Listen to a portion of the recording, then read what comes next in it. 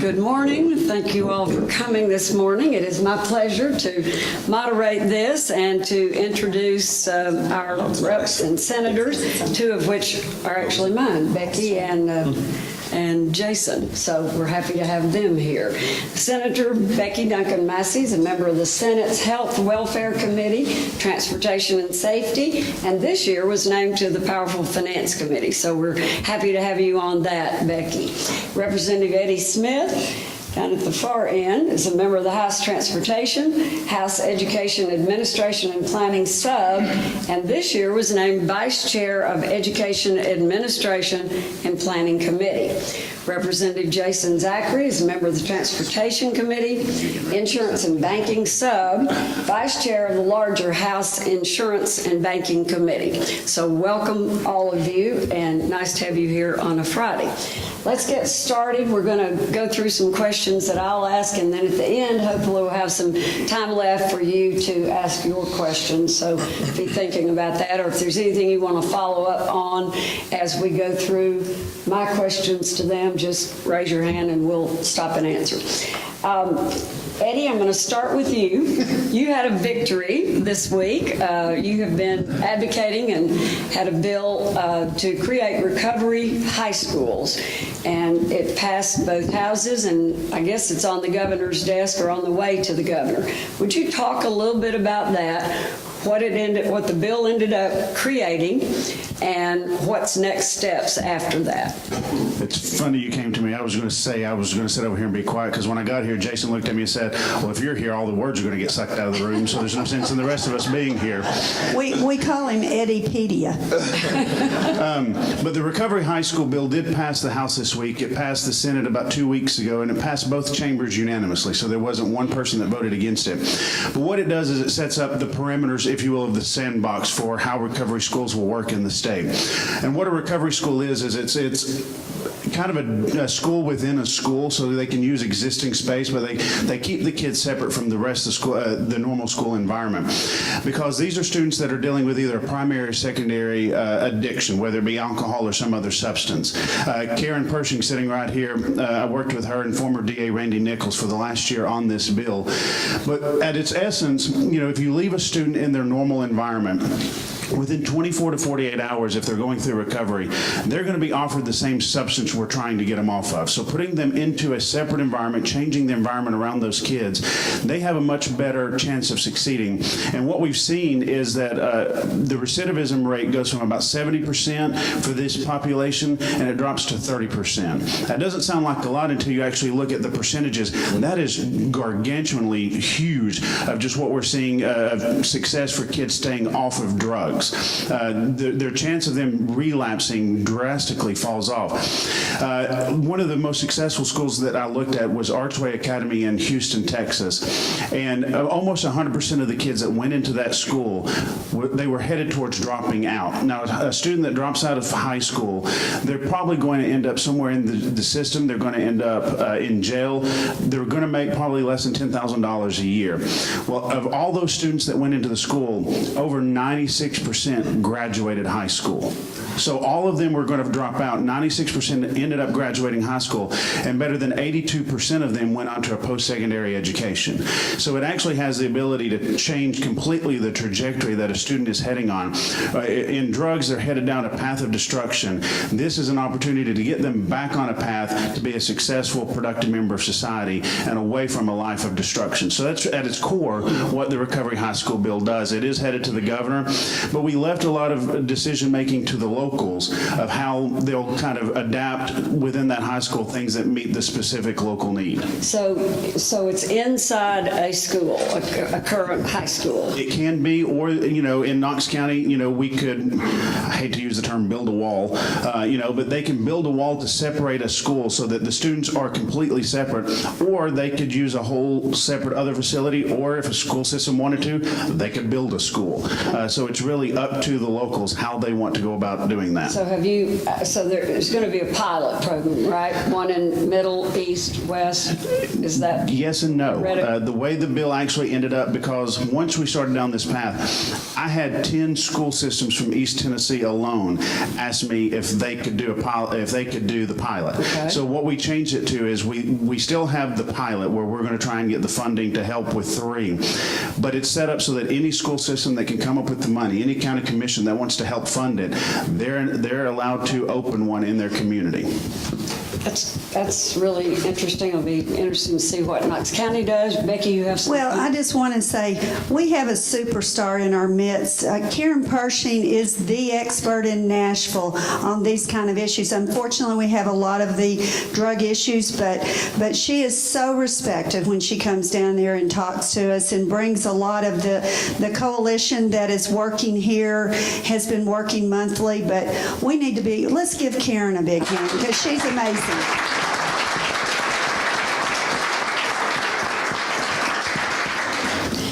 Thank you. I agree with you.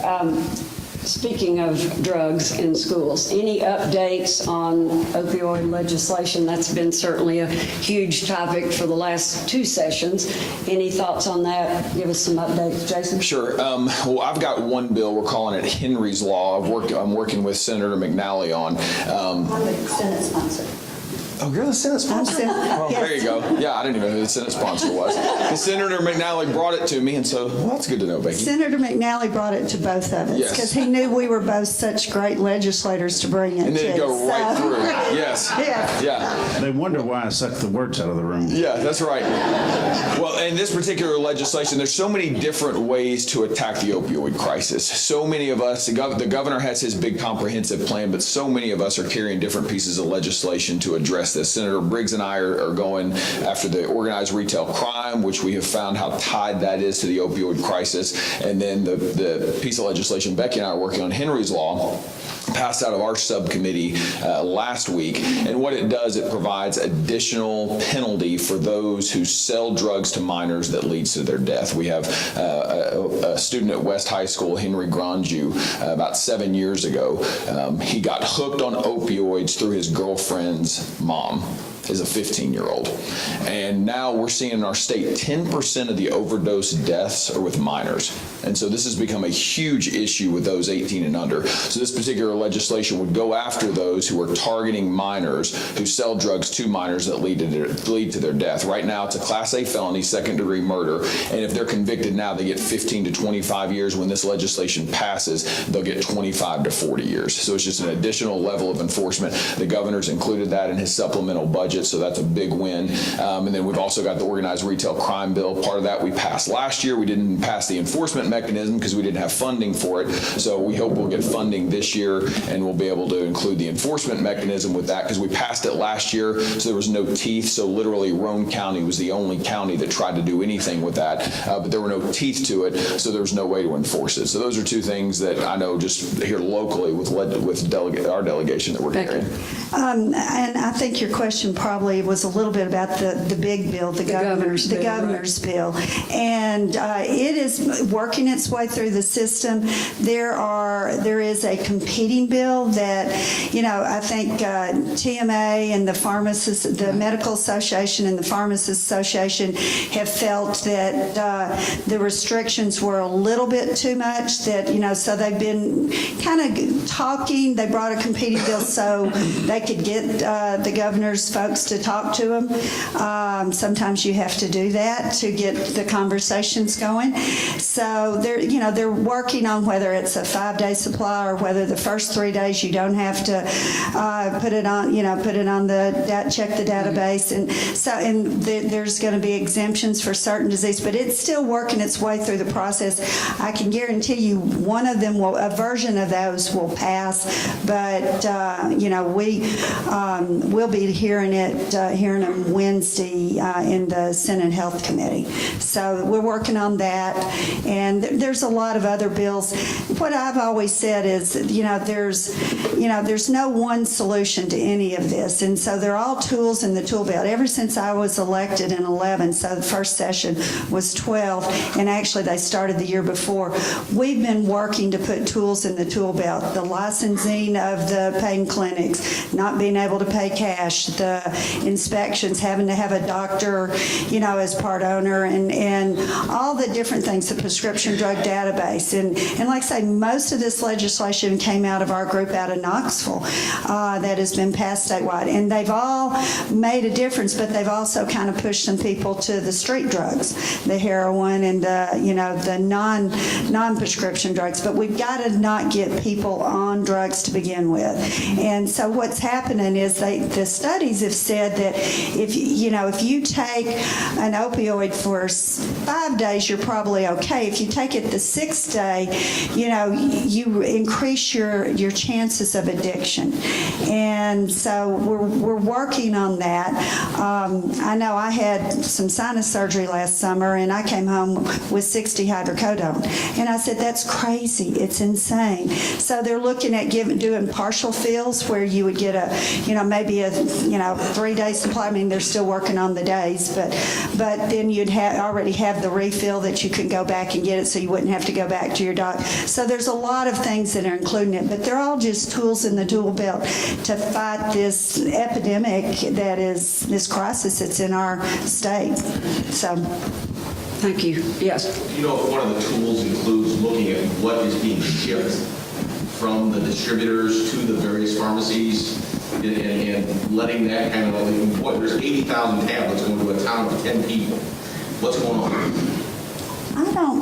I don't believe that's in the bill. I know Senator Briggs has been very concerned and had lots of conversations about looking at the top 10 drugs that TennCare prescribes, and they're basically, either opioids or amphetamines, almost all of them, and the amount they do, and that's one of his big... Well, and Karen just gave me, because when you asked that question, I looked to our resident expert, and she said that's a federal issue. Oh. That's where shipment of drugs to town is federal. So that's where we've got to work with our federal partners to get them to figure out what's going on. Okay. And speaking of legal or illegal drugs, medical marijuana has come forth again this year, and interestingly, the Speaker of the House went into the committee and voted to break the tie on that.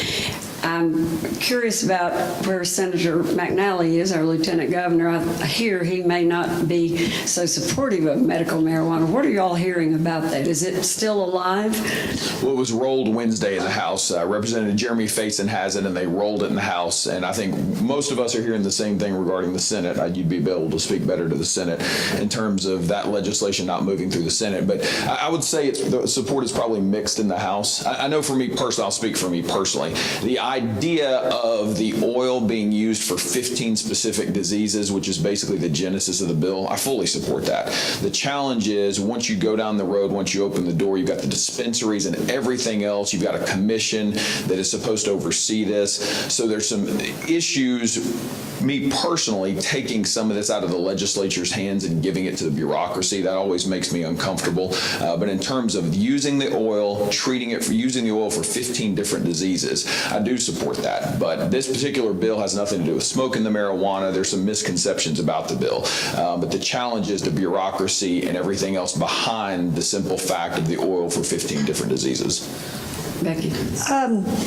A few years ago, I actually passed a CBD oil bill for people, mostly children, with intractable seizures. And, I said I was coming home after session that year and talking to my best friend from, we've been best friends since we were 10. And I said, would you ever in a million years believe I would have carried anything that had anything related to marijuana? And she goes, yeah, you never even smoked a cigarette. I mean, So but when you met those families and met those kids and saw the stories, and basically the legal drugs that could keep them from having the seizures was basically keeping them so drugged up, and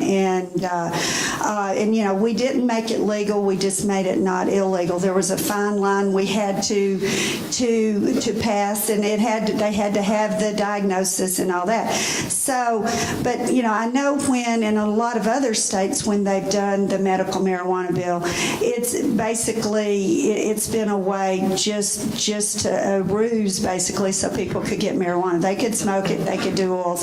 This one, Jeremy and Senator Dickerson out of Nashville have made this very tight, and and they made it so it really, there were certain illnesses. There was it was oil. It wasn't the smoking the cigarettes and things like that. There's a lot of differing arguments on this bill. I do believe that I really ultimately believe it won't pass through the Senate.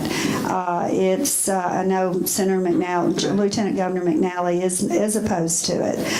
It's a tough one. I had a brother-in-law that passed this past year from ALS, and if it would have helped him get through that, it's hard for me when I've seen those kind of situations firsthand that it's a tough issue. And I told him, I said, if it's not as tight can be, I won't even consider it. So, but I'm not sure if I'll get a vote on it or not. So, Eddie, any thoughts from you on that? I've just told, because this bill's been going on, I said, just a plate, rewriting the Mary Poppins song, just a plate full of brownies will help the session wind down. So it's one of those things. We're headed towards the end of it, and really we have about 2 weeks left of most committee hearings before. So I think the chances of it are probably slim at this point. But here's the thing: there's a proper order that you have to keep everything, and it's horse then cart, not cart then horse. So what we really need to do, because we haven't had our research universities do a ton of research around this to find out what is the proper dosage, how much do we want to give, opening it up, what are the intrinsic values, but what are the dangers? We know some of the dangers of how it messes with the mind, but we need to kind of take the handcuffs off our research universities to really just study this in a very broad aspect, just as the FDA does for every other drug.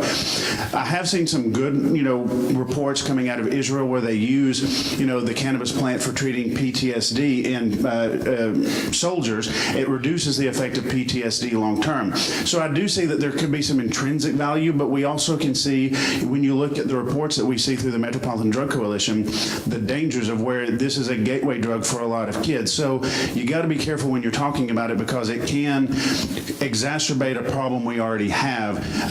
We talk a lot about the opioid. And this is one of the things that kind of opened a lot of people's eyes. Last year, we had 33,000 adolescents in this state that use an opioid or heroin non-medically.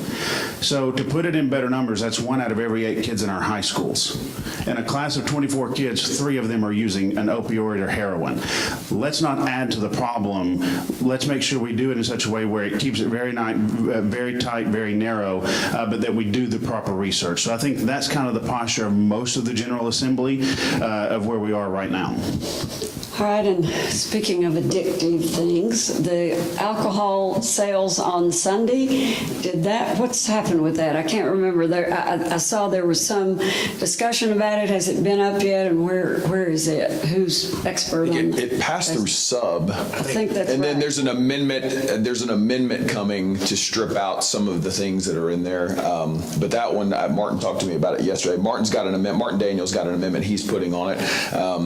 I would say, from my perspective, unfortunately, we passed way too many alcohol bills.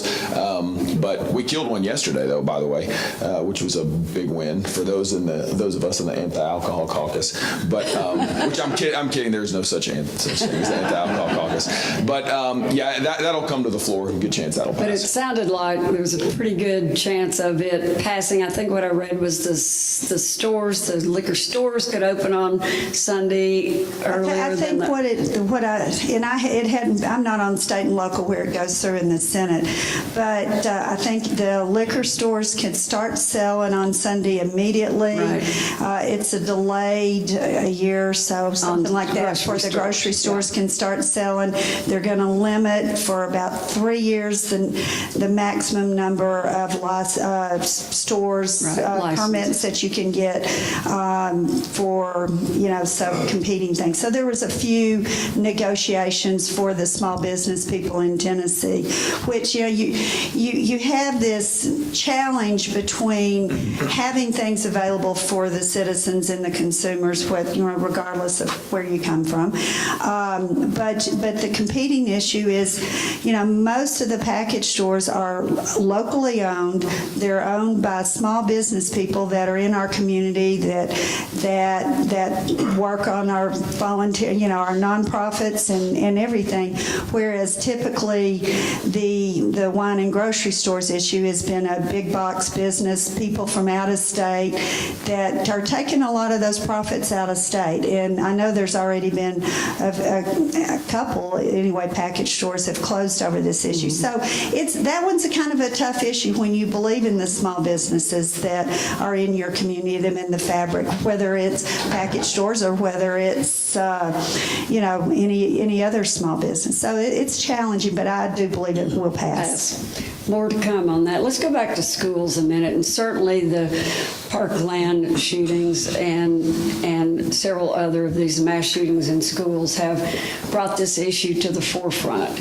And the president's had several meetings about it, and there's a lot of discussion about arming teachers in schools. This could be a local, I guess, a decision or a state legislative decision. What's happening? What's the discussion going on as far as that goes in our General Assembly? Well, I'll start and then they can add to it. Back in 2013, we actually passed a version of this. It got no play. It basically was permissive for a school system. If there was an employee in a school, they were post-trained. That's very intensive training. They could talk to their school administrator, and they could choose to let them carry a handgun in a school already to supplement. Knox County's lucky because we have the resource officers in every school, but we only have usually one in every school. So this was permissive. Secondhand, I have heard there are already some teachers or some employees, in some Knoxville schools that are carrying. That was approved through this, but it was a statewide legislation that had already passed. What I think the difference from what I've heard, but I've not sat and listened to any arguments basically, but the difference the new bill I think would change the training to 40 hours that would be specific, not the general post-training that covers a lot of areas, but it would be more specific to a school problem. I mean, an intruder situation in a school. One other thing it would be very specific to that. The other thing that it would do would be allow retired police and law enforcement to go into to do this in a school as a school security officer. Because, where it's really trying to hit is the rural counties that don't have the money. They don't have the funds to put the SROs in all the schools. So I think that's kind of the difference, but it isn't new, which it's kind of appeared to be new because of all the conversation. So anyway, I think they can add to it, but just to continue on Becky was saying, this bill that you're hearing about, because the News Sentinels wrote about it, Tennesseans wrote about it, about teachers are going to be armed, everybody's going to be carrying weapons. This, as Becky mentioned, is just a continuation. It is permissive. It basically pushes the decision to the local school boards, because what many of us don't realize, we've got 20 distressed counties in our state. Many of those counties have no resource officer, no sheriff's deputies. Many of them do not have the ability to lock down like we have in Knox County. And Becky mentioned it. Not only do we have a resource officer here, but as as of last year, I believe, Chief Trammell confirmed we now have a sheriff's deputy in every one of our schools. That's a huge deal. Obviously, our schools are locked down, so the anything happening in Knox County would again have to go through the school board, just like with any other county. But this gives those rural counties who have no protection, and they're emailing and calling saying, we've got to have help. We've got to have a way to protect our students. And so this would allow them to do that. It's one teacher can carry for every 75 students. They have to go through 40 hours of tactical training, as she mentioned, 16 hours of additional training per year. And again, it's got to go through the school board. School board's got to approve. Law enforcement has to know who on that campus is carrying. So this is not let everybody carry. If you've got a permit, you can come in and carry in a school. In Knox County, if the school board chooses to take no action, doesn't institute that policy, nothing changes. And then something else that we did. Yes, ma'am. Do you have a question? I was just wondering how it handles liability issues if a teacher accidentally shoots the wrong student, or if a student feels targeted for racial reasons. That's a good question. I haven't read the bill in detail. I've just read the summary because it hasn't come through my committee. So I don't know. That's a good question. But we can find out. We can find out and we'll circle back with you guys and let you know so you can put that out. Might be covered under the school, if the school board allowed it. Yeah, Might be and- covered under some liability. Because we actually, 2 years ago, we had kind of a fix for the 2 counties, and the liability, because the school gives permission, it falls under the school's liability, because the teacher can't carry without the school board, the superintendent, and the principal signing off on it. So once they do that, they assume the liability. But here's the deal. Everybody's talking about this one thing. I want to give you all kind of a behind-the-scenes curtain of what's actually happening. You know, this is a bill right now. The sponsor rolled it 2 weeks because, in his words, he really doesn't want to have to do this. This is kind of a bill that's forcing a bigger conversation in Nashville around funding to at least 2 SRO officers for every single school. But that's going to cost us $60 million a year. So, you know, to put it in perspective, that's kind of the big picture of what's going on. That's why the sponsor rolled it 2 weeks, because we're having those conversations with the governor about finding the money to put 2 SRO officers in every single school. But as Jason said, we've got 146 school systems in this state. 20 of them are in distressed counties. They can't afford to put an SRO officer in every school. They just don't have, I mean, even on the local level, they would have to raise property taxes so high that it would be detrimental to their community. So we've got to find a way to help them while we help the rest of our school systems. Now, back to the other bill, the one thing that I did ask the sponsor to consider looking at is what Texas did with when they allowed teachers to carry a gun. They went in and prescribed what type of gun they could carry, the type of bullet they're allowed to have in the gun, and the grain count. So basically, if it fires, it's not, it's almost like the sheetrock wall would stop it. It wouldn't go through, but it would be enough to stop someone who had bad intentions of trying to harm students. But I talked to, the chief of security for Knox County Schools here yesterday on my drive home. I spent a lot of time on the phone driving in. But what they've done in Knox County, there's a lot of security things that nobody even knows about. And I don't want to reveal all of that in public settings because obviously you don't want to let the bad guys know everything that our schools have. But everybody just needs to understand in Knox County, we've got a lot of things in place where it's easy for a teacher to quickly shut a door and seal it so nobody can get in that classroom. They don't have to use a key. Just understand there's some things in place there that they can close. But if you walked in and looked at the door, you would never know it was there. So just understand that there's a lot of things that are already in place. But then, what I talked to Gus about is, having a panel outside. So, when you saw what happened in Parkland where the police were hiding behind the car because they didn't know where the intruder was, having a panel outside that the police could easily tap into to look at the cameras inside the school to figure out where everything is before they go in so that very quickly they can ascertain where the problem is, where students are so they can keep them protected. So there's some things like that we could be looking at as well. Also looking at, all of the cameras can easily feed back to a central command in Knox County where they can hit a button and send a feed for that school over to 911. So as those calls are going in and they're reporting to officers, they can see cameras in the 911 center of helping direct officers towards people. So there's a lot of things that are being looked at around school safety, and that's where I think the conversation is at more, is just around complete school safety than necessarily just the arming of teachers. And just quickly, real quick, this week we did take a step. I worked with Chairman Brooks and Representative Smith. We actually added an amendment to a bill that was going through a caption that would actually hold this amendment. And right now, schools are only required in the state to do one lockdown drill per year. So we do a fire drill every single month, but yet a child has not died in a public school in 75 years because of a fire. But yet we only require one lockdown drill. So this week we amended a bill, added it to the bill, and it already passed, where it requires every school now to do 4 lockdown drills, one full-on armed intruder drill working in conjunction with law enforcement. So that's just one measured step we've taken to prepare in the event something terrible does happen. It better prepares our students to be able to handle something like that. Has there been any discussion at all about magnetometers or any, clear backpacks, anything coming into the schools, keeping the schools locked? I know a lot of our Knox County schools already do that, and you have to ring a bell and prove who you are to get in, but And again, it's just money. Yeah. That's money. expensive. But it's one of the things that's part of the discussion that goes into school safety. I mean, our urban schools all have the ring-in service. They can lock the doors down. They all have the RFID, swipe in. But guys, again, if we can't put an SRO officer in a school, a lot of these counties can't afford even the RFID and the ring-in service.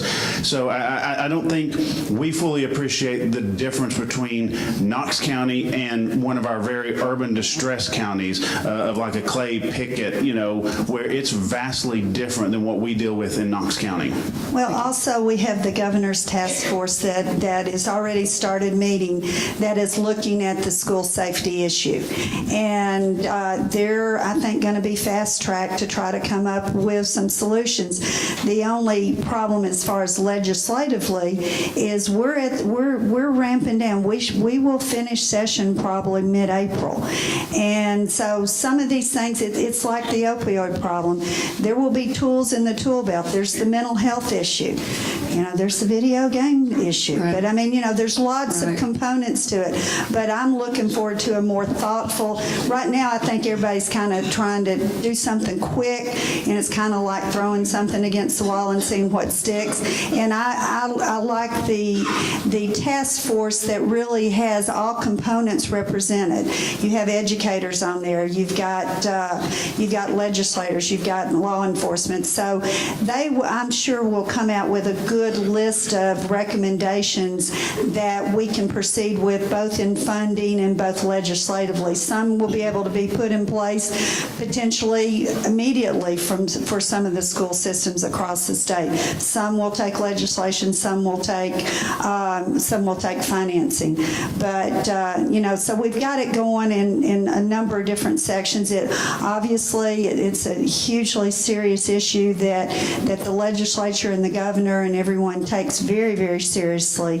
And we're looking at the different components to see where we can help make a difference. And the governor does recognize what a serious issue this is, and he has said he'll call a special session if he needs to bring us back in to address this. good to know. It's always about the money, right? And speaking of that, the budget is obviously the biggest thing that you all have to pass each year.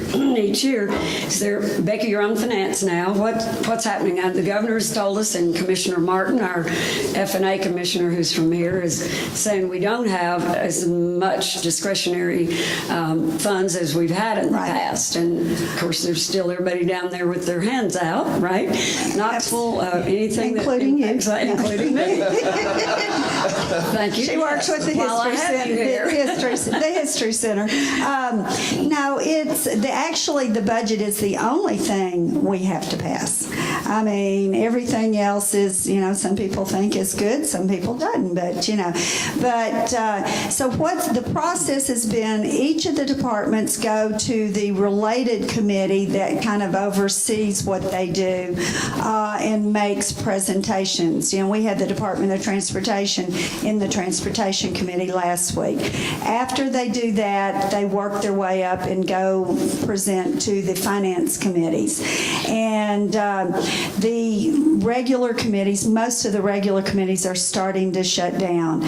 In the Senate, the Transportation and the Health Committee will probably finish up next week. So there'll be some long. We had a three and a half hour Health Committee meeting this past week. So we're working on, as I had a bunch of folks down there from Knoxville I hardly got to say hi to, but the committees are starting to shut down, and then at the end it'll be basically the Finance Committee in the House and in the Senate that will be working to wrap things up.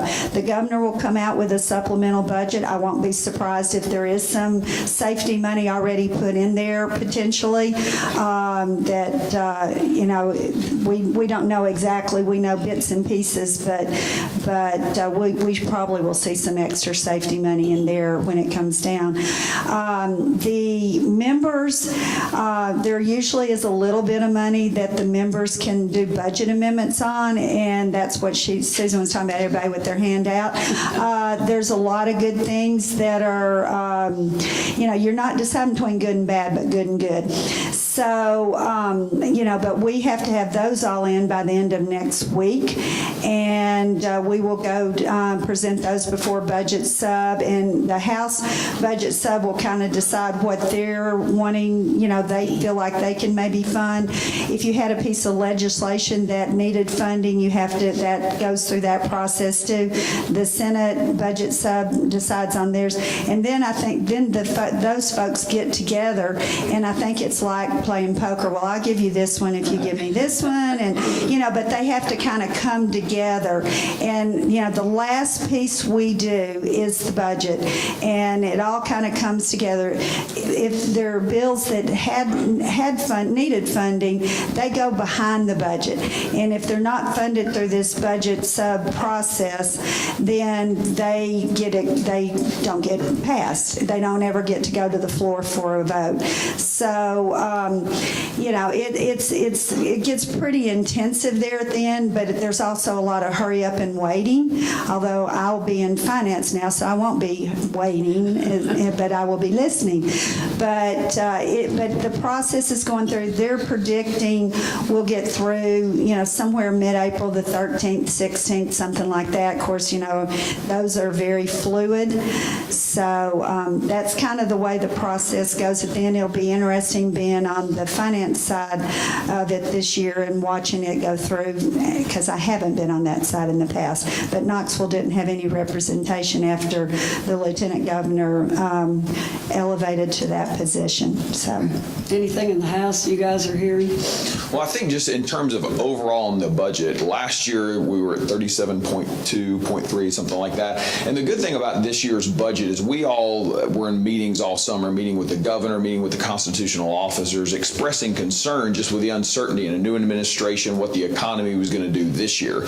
And so credit to the governor and to the constitutional officers, the funding board. Basically, the budget from last year to this year is flat. There's really no growth. It's 37.4 or 5 this year, and because last year was 37.2. And so the administration and us as the legislature were very aware of the fact that the government, we need to be very careful in the growth of the budget, and so we limited that this year. And so because of that, it has caused some groups to not maybe be able to receive some of the funding they expected. Susan, I think your budget amendment was probably the best one and most worthy down there. As your representative, I'm going to fight for it. And it got filed yesterday. Yeah, that's right. Thank you. But to credit again to the administration, the work we did over the summer to make sure that budget's not growing, because again, we got plenty of government, and so we just need to be very, very aware of that. That is, as we continue on, and I think that'll kind of be the challenge next year. Sometimes you make these projections with what the economy is going to do, and sometimes it doesn't meet those expectations. And back in the late 2000s, we got in trouble as a state because of that. So that's a credit to those who represent you in making sure that we're limiting the growth of that budget. Great, thank you all. We've got about 7 or 8 minutes left, so we have questions. Councilman Grieve. Thank you, Susan. Where does the state stand right now on short-term rentals? All over the board. I'm serious. I mean, Are you going to try to pass it to control it? I can't answer that because the Senate can't. The Senate is, there's 33 members over there, and right now there's 60 opinions of what needs to happen.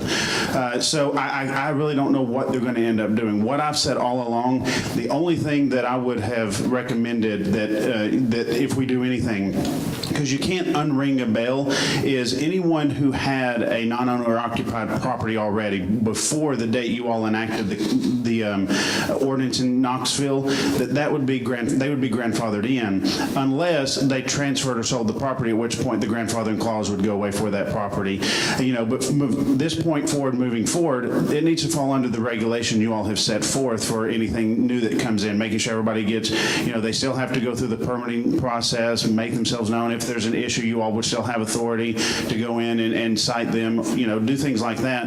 But you've got people who already have invested, in some cases, hundreds of thousands of dollars of their own money and property, and now we've got a government telling them they can't do with it what they had bought it for in that investment. I think that's a personal property rights issue that we have to be careful about. And it's already passed the House, and it only affected Davidson County. And so, again, it's sitting in the Senate now, and so Becky will probably be able to speak better to that. I really haven't. I've had a lot of people come talk to me, representing and with opinions on it, but I haven't heard any other members really talk about it yet. It's working its way up. I kind of look at what's before me right then, but it may be in finance this week. I'm not sure, but I haven't totally looked at the calendar for next week. I'm trying to breathe after I get home. But I think, my main concern is that it is like a hotel. So, the hospitality industry, it does need to be taxed just like that, because it is unfair competition if it's not.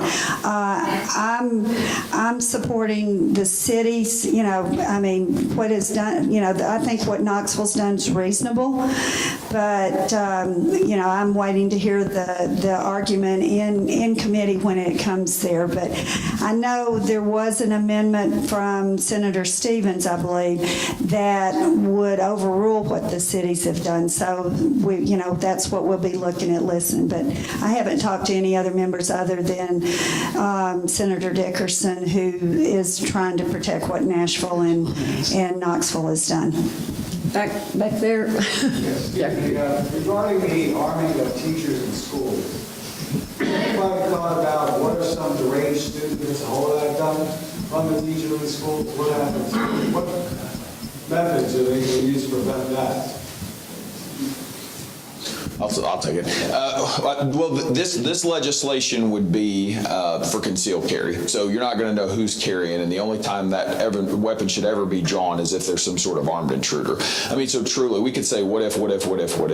But what if a student right now brings in a backpack a gun into one of those distressed counties, and any active shooter situation we've had in mass shootings in schools has taken 2 to 4 minutes. It's always taken first responders 5 to 7 minutes to respond. And so the incident is over. And so if you have a student that carries a weapon in a backpack, carries that into the school where there's no one to be able to stop that student, then what are we left with? And so, there's always, it's never going to be perfect. The legislation's never going to be perfect. But that's the importance of the vetting, making sure they go through the tactical training. And in a school that has no security now, I'm going to take my chances at least having 1 or 2 people that are already a permit holder, have already gone through 40 hours of training and have 16 hours of additional training. They've been approved by the school board. They've been approved by the administration. Law enforcement knows who they are. I'm going to take my chances with that person in a school that has no protection now. Where does small cells stand? We've actually got a meeting about that right after this meeting. I'll be here. Yes, you will. Right here, we're just. I'd like to comment on the lockdown drills for schools. And my question would be is with the mental health issue and kids who are unable to handle some trauma and the age group of those kids and how that's going to be handled. I agree with the increased security. They have higher intense regulations of what they have to do. They have more homework. They have, kids are way more stressed than we ever were. And so going through a practice trauma and something that they know about, but it's not in their world, is that going to be handled with the school counselors and some other things? That's a really good question. This is no different than what they do right now. Knox County Farragut, for example, has already done 5. All Knox County schools do 4 or 5 now. This is to make sure everybody's keeping up with that pace. So this is not, in terms of like armed intruder, they're only going to do 1 armed intruder drill. And they already do those now. Every student who is in a public school has already gone through that at some point. We're just requiring those who are outside of the Big 4 to be able to keep up with the Big 4 and what they're doing now. So it's no different than what they're doing now. Again, Farragut's already done 5. And I will tell you, the armed intruder drill typically happens after hours when students aren't there. It's only required that teachers have to be there in the code. So the students aren't there during that one, but all the teachers and administration have to be there when that armed intruder drill. The one that we're talking, the other one is the lockdown drills when students are in school, because they've got to practice if a student's in a restroom, how to get them into a classroom and just get the building locked down very quickly.